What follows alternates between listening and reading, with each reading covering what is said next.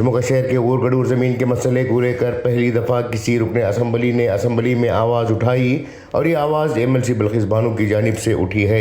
MLC Bilkis Bano Vidhan Parishad में इस मसले को उठाते हुए कहा कि शिमोगा के ऊरगडूर की 60 एकड़ ज़मीन को 16 किसानों से साल 1987 में शिमोगा अर्बन डेवलपमेंट अथॉरिटी ने जब्त की थी और इसके अवज़ उन्हें मामूली मुआवजा दिया गया था। अथॉरिटी के इस कदम के खिलाफ किसानों ने सुप्रीम कोर्ट से रुजू किया था। सूडा की जानिब से ज़मीनों को कब्जे में लिए जाने के बाद इन काश्तकारों को बहुत बड़े पैमाने पर नुकसान हुआ है।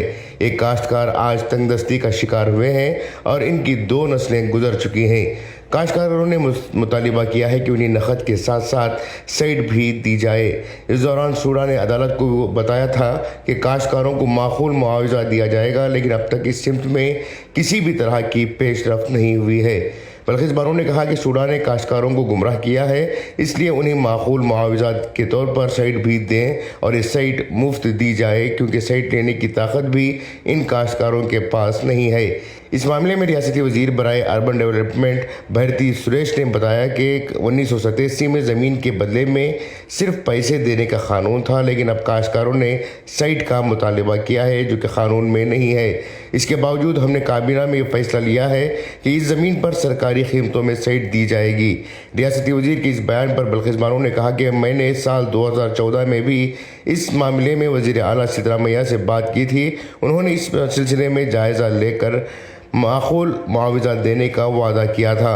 अब मेरा मुतालबा है कि किसानों को मुफ्त में साइट दी जाए और इनका मुआवजा फौरी तौर पर जारी किया जाए। रियासती वजीर बहरी सुरेश को ने यकीन दिलाया कि वो इस मामले में ज़रूरी कार्रवाई करेंगे। ब्यूरो रिपोर्ट इनकलाब न्यूज़ बेंगलुरु। ಮಾನ್ಯ ಸಭಾಪತಿಯವರೇ, ನನ್ನ ಚುಕ್ಕೆ ಗುರುತಿನ ಪ್ರಶ್ನೆ 145 ಮಾನ್ಯ ನಗರಾಭಿವೃದ್ಧಿ ಮತ್ತು ನಗರ ಯೋಜನೆ ಸಚಿವರಿಗೆ.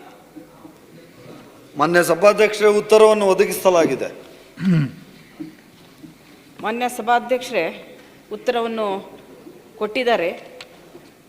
ಉತ್ತರದಲ್ಲಿ ಇದರಲ್ಲಿ 16 ಜನ ರೈತರ 60 ಎಕರೆ ಭೂಮಿಯನ್ನು ವಶಪಡಿಸಿಕೊಂಡಿರ್ತಕ್ಕಂಥದ್ದು. ಇವರು 60 ಜನ ರೈತರು ಕೂಡ 16 ಜನ ರೈತರು ಕೂಡ ನ್ಯಾಯಾಲಯಕ್ಕೂ ಕೂಡ ಹೋಗಿರ್ತಕ್ಕಂಥದ್ದು. ಆವಾಗ ಯಾಕಂದರೆ ಬಹಳ ಕಡಿಮೆ ದರವನ್ನು ನಿಗದಿ ಮಾಡಿದ್ದಾರೆ. ಈ ಮಾನ್ಯ ಸಭಾಪತಿ 16 ಜನ ಇವತ್ತು ಬೀದಿ ಪಾಲಾಗಿದ್ದಾರೆ.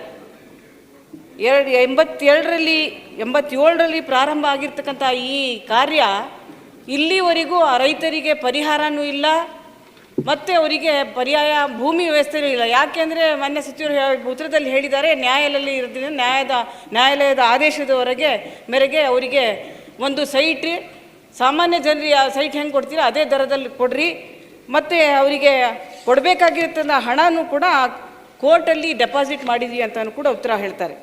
ಮಾನ್ಯ ಸಭಾಪತಿಯವರೇ, ಇದು 16 ಜನ ರೈತರಿಗೆ ಬಹಳ ಅನ್ಯಾಯ ಆಗಿರ್ತಕ್ಕಂಥದ್ದು. ಯಾಕಂದರೆ ಈಗ ಆ ಭೂಮಿ, ಆ ಜಾಗ, ಒಂದು ಗುಂಟೆಗೆ ಆ ಜಾಮಿಗೆ 100 ಕೋಟಿಯ ಬೆಲೆ ಬಾಳುವಂಥ ಬೈಪಾಸಲ್ಲಿ ರಸ್ತೆ ಮಾಡಬೇಕಂತ ಆ ಸರ್ಕಾರದಿಂದ ಆ ಜಮೀನನ್ನು ತಗೋಬೇಕು ಅಂತ ಹೇಳ್ಬಿಟ್ಟು ತೀರ್ಮಾನ ಮಾಡಿ ಬಹಳ ದೊಡ್ಡ ಒಂದು ರಸ್ತೆಯನ್ನು ಮಾಡಿ ಅವರು ಆ ರೈತರಿಗೆ ಅನ್ಯಾಯವನ್ನು ಮಾಡಿದ್ದಾರೆ. ಇದಕ್ಕೆ ಅವ್ರಿಗೆ ಸರಿಯಾದ ರೀತಿಯಲ್ಲಿ ಪರಿಹಾರ ಫಿಕ್ಸ್ ಆಗಲಿಲ್ಲ.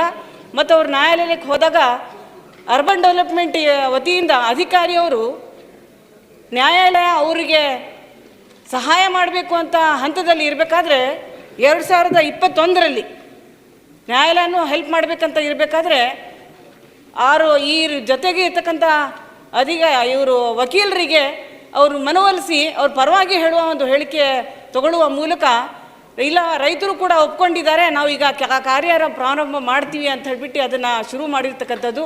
ರೈತರಿಗೆ ಮನವೊಲಿಸಿ ಅಂಥೇಳಿ ಅಲ್ಲಿ ಸ್ಥಳಕ್ಕೆ ಹೋಗಿ ನೋಡಿದಾಗ ನನಗೆ ಬಂದಿರತಕ್ಕಂಥ ಮಾಹಿತಿ ಮತ್ತು ರೈತರ ಸಂಪರ್ಕ ಮಾಡಿ ಕೊಟ್ಟಿರ್ತಕ್ಕಂಥ ಮಾಹಿತಿ ಏನಂದರೆ, ನಾವು ಯಾರೂ ಕೂಡ ಭೂಮಿಗೆ ಹೋಗಿಲ್ಲ, ಅಲ್ಲಿ ಲಾರಿಗಳಲ್ಲಿ ಕ್ಲೀನ್ ಮಾಡೋರು ಡ್ರೈವರ್ಸ್ ಅವರೆಲ್ಲ ಆ ಭೂಮಿಗೆ ಹೋಗಿ ಅವ್ರಿಗೆ ನಿಲ್ಲಿಸಿ ಇಟಾಚಿ ತೊಗೊಂಡು ಅದನ್ನು ಲೆವೆಲನ್ನು ಮಾಡಿ ಅವರೇ ರೈತರು ಅಂತ ಕೋರ್ಟಿಗೆ ತೋರಿಸಿ ಇದನ್ನು ನಮಗೆ ಮೋಸ ಮಾಡಿರ್ತಕ್ಕಂಥದ್ದು. ಹಾಗಾಗಿ ನಮಗೆ ಬಹಳ ಅನ್ಯಾಯ ಆಗಿದೆ. ಇದನ್ನು ದರ ಮತ್ತು ನಿಗದಿಪಡಿಸಿ ನಾವು ಯಾವುದೇ ಥರದ ಅವ್ರ ಜೊತೆಗೆ ಒಪ್ಕೊಂಡಿಲ್ಲ.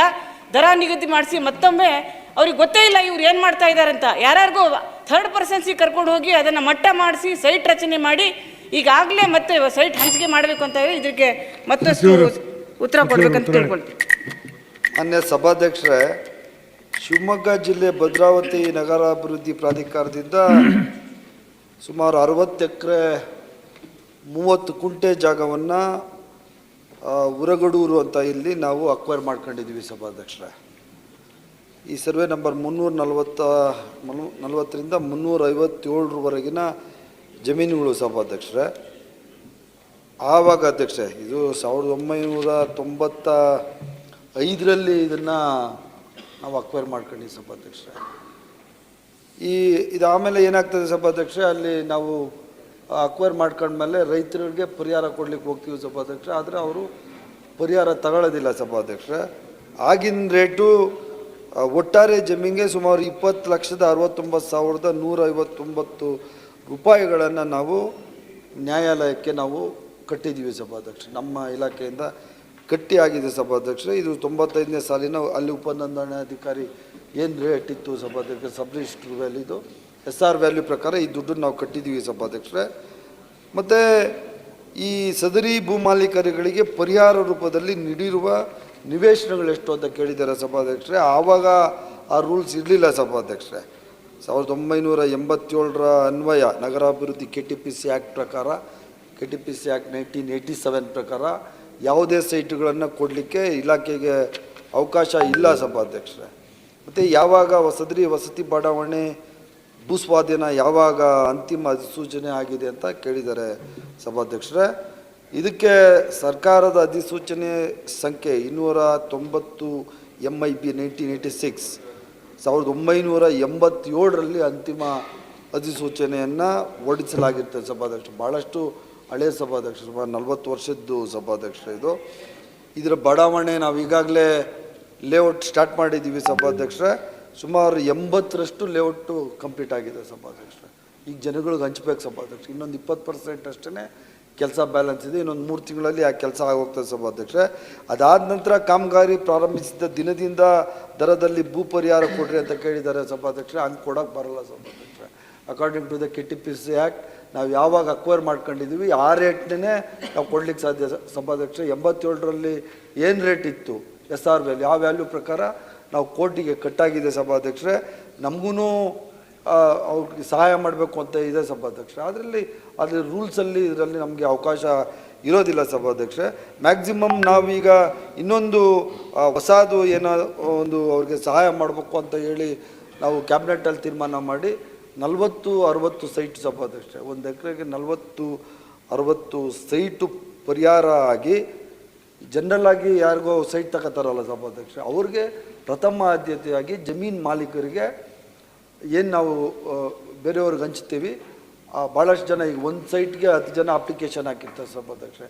ಅದನ್ನೆಲ್ಲ ಪಕ್ಕಕ್ಕಿಟ್ಟು ಯಾರು ಜಮೀನು ಕಳ್ಕೊಂಡಿದ್ದಾರೆ ಪ್ರಥಮ ಆದ್ಯತೆಯಾಗಿ ಆ ರೇಟ್ ಪ್ರಕಾರ 40-60 ಸೈಟ್ಗಳನ್ನ ಕೊಡಲಿಕ್ಕೆ ಮಾತ್ರ ನಮಗೆ ಅವಕಾಶ ಇರ್ತದೆ ಸಭಾಧ್ಯಕ್ಷ. ಅದೊಂದು ನಾವು ಅವ್ರಿಗೆ ಸಹಾಯ ಮಾಡ್ಬೋದು ಸಭಾಧ್ಯಕ್ಷ.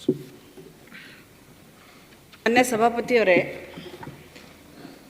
ಮಂತ್ರಿಯವರು ಉತ್ತರವನ್ನು ಕೊಟ್ಟಿದ್ದಾರೆ, ಅದೇ ಉತ್ತರ ಮತ್ತೆ ಹೇಳ್ತಾ ಇದ್ದಾರೆ. ನಾನು ಹೇಳೋದು, ಹಿಂದಿನ ಸರ್ಕಾರದಲ್ಲೂ ಕೂಡ ನಾನು ಅಲ್ಪಸಂಖ್ಯಾತರ ಆಯೋಗದ ಅಧ್ಯಕ್ಷ ಇದ್ದರೂ ಕೂಡ ಮಾನ್ಯ ಮುಖ್ಯಮಂತ್ರಿ ಸಿದ್ದರಾಮಯ್ಯವರು ಕೂಡ ಈ ಪ್ರಸ್ತಾವನೆ ತೊಗೊಂಡು ಹೋಗಿ ಅವ್ರ ಹತ್ರ ಮನವಿ ಕೊಟ್ಟಾಗ ಅವರು ಆಗಿನ ಅರ್ಬನ್ ಡೆವಲಪ್ಮೆಂಟ್ ಮಿನಿಸ್ಟರ್ ಹತ್ರ ಒಂದು ಸಭೆ, ರೈತರ ಜೊತೆಗೂ ಕೂಡ ಒಂದು ಸಭೆ ಮಾಡಿ ಇವ್ರಿಗೆ ಸರಿಯಾದ ರೀತಿಯಲ್ಲಿ ಮತ್ತೆ ಇನ್ನೊಂದು ಸರಿ ರಿವ್ಯೂ ಮಾಡಬೇಕು ಅಂತ ಆ ಸಭೆಯಲ್ಲೂ ಕೂಡ ಮೌಖಿಕವಾಗಿ ತೀರ್ಮಾನವನ್ನು ಕೊಟ್ಟಿರ್ತಕ್ಕಂಥದ್ದು. ಆ ನ್ಯಾಯಾಲಯದಲ್ಲೂ ಕೂಡ ಇತ್ತು ಆ ಕೇಸ್.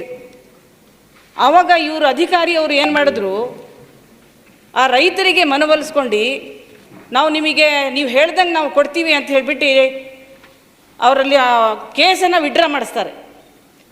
ಮತ್ತು ಕೇಸ್ ವಿಡ್ರಾ ಕೇಸ್ ಆರ್ಗ್ಯುಮೆಂಟ್ ನಡಿಬೇಕಾದ್ರೆ ರೈತರ ಪರವಾಗಿ ಜಡ್ಜಸ್ ತೀರ್ಮಾನ ಕೊಡೋ ಹಂತದಲ್ಲಿ ಅಲ್ಲಿ ಏನು ಹೇಳ್ತಾರೆ ಅಂದರೆ, ರೈತರಿಗೆ ಅನುಕೂಲ ಆಗೋ ಹಾಗೆ ನಾವು ಎಲ್ಲ ರೀತಿಯ ಸವಲತ್ತು ಮಾಡಿಕೊಡ್ತೀವಿ ಅಂತ ಹೇಳಿಬಿಟ್ಟು ಅವ್ರು ವಾಪಸ್ ಬಂದು ಏನು ಮಾಡ್ಬೇಕು ಹೇಳಿ ಸರ್. ಈಗ ಅವರಿಗೆ ಆ ದರದಲ್ಲಿ ಕೊಡೋಕ್ಕಾಗಲ್ಲ ಸರ್. ಈಗ ಅಲ್ಲಿ ದಯವಿಟ್ಟು ನನ್ನ ಮನವಿ, ಬಹಳ ಬಡವರು ಸರ್, 4 ತಲ ಅವರೆಲ್ಲ ಸತ್ತೋಗಿದ್ದಾರೆ, ಅವ್ರ ಮೊಮ್ಮಕ್ಕಳಿದ್ದಾರೆ, ಬೀದಿ ಪಾಲ ಬೇಯಿದೆ, ಊಟ ಮಾಡೋಕ್ಕೆ ಅವರಿಗೆ ಒಂದು ತುತ್ತು ಅನ್ನ ಇಲ್ಲ ಅವರಿಗೆ.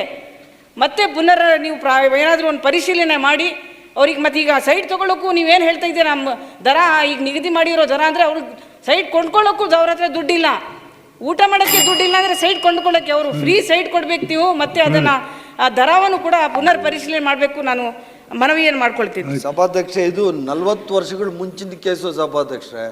ಆಗ ಅರ್ಬನ್ ಡೆವಲಪ್ಮೆಂಟಲ್ಲಿ ಏನು ದುಡ್ಡಿತ್ತು ಆ ದುಡ್ಡನ್ನು ನಾವು ಈಗಾಗಲೇ ಘನ ನ್ಯಾಯಾಲಯಕ್ಕೆ ನಾವು ಡಿಪಾಸಿಟ್ ಮಾಡಿದ್ದೀವಿ ಸಭಾಧ್ಯಕ್ಷ. ಈಗ ನಮ್ಮ KTPC ಆಕ್ಟ್ ಪ್ರಕಾರ ಯಾವುದೇ ಹೊಸ ದರ ನಿಗದಿ ಮಾಡಲಿಕ್ಕೆ ಅವಕಾಶ ಇರೋದಿಲ್ಲ ಮತ್ತು ಫ್ರೀಯಾಗಿ ಸೈಟ್ ಕೊಡಲಿಕ್ಕೆ ಸಾಧ್ಯ ಆಗೋದಿಲ್ಲ ಅಂತ ಹೇಳಲಿಕ್ಕೆ ಬಯಸ್ತೀನಿ ಸಭಾಧ್ಯಕ್ಷ. ಮಾನ್ಯ ಸಭಾಪತಿಯರೇ, ದಯವಿಟ್ಟು ಇದು ವಿಶೇಷ ಪ್ರಕರಣ ಅಂತ ಹೇಳಿ, ಯಾಕಂದ್ರೆ ಇದು 21ನೇ ಇಸ್ವಿಯಲ್ಲಿ ಕ್ಯಾಬಿನೆಟ್ ಡಿಸಿಷನ್ ಆಗಿದ್ದು ನಿಜ.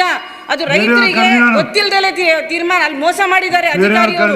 ಇದು ವಿಶೇಷ ಪ್ರಕರಣ ಅಂತ ತಗೊಂಡು ಸರ್ಕಾರ ರೈತರ ಪರವಾಗಿ ಸಹಾಯವನ್ನು ಮಾಡಬೇಕು ಅಂತ ನಾನು ಮನವಿ ಮಾಡ್ಕೊತೀನಿ.